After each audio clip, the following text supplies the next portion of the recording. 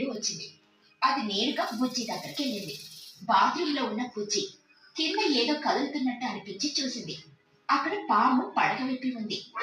బుజ్జి పిచ్చుక గుండె పగిలేలా గట్టిగా అరుస్తూ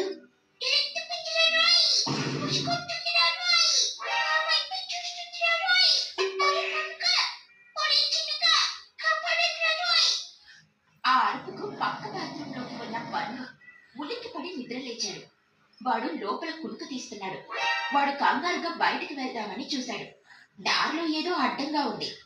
ఏంటిదే, ఎంత నల్లగా ఉంది, జుట్టు కూడా ఉంది.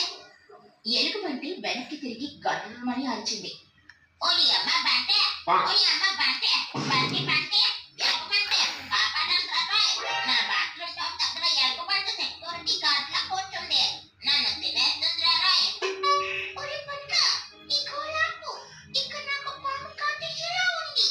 చిన్ను, ఎక్కడున్నావురా? పెద్ద కర్ర తీసుకుంటాడా? తిని వెళ్ళకుంటూ. అరే చిన్నగా, ముందు ఇక్కడికి రారా. ఈ ఎలుగుబంటి నన్ను హల్వా అనుకుంటూ వస్తుంది. దీనికి ఆకలిస్తుందంట. వచ్చి దీన్ని పంపించు. చెట్టు మీద ఉన్న చిన్ను గజగజ వణుకుతూ కిందికి చూస్తున్నాడు. చెట్టుపై నుండి అరుస్తూ, ఊరే మీ దుప్పులుగా కుంభకర్ణులాగా మేసింది మీరు, అర్ధరాత్రి బాత్రూమ్కి వచ్చింది మీరు,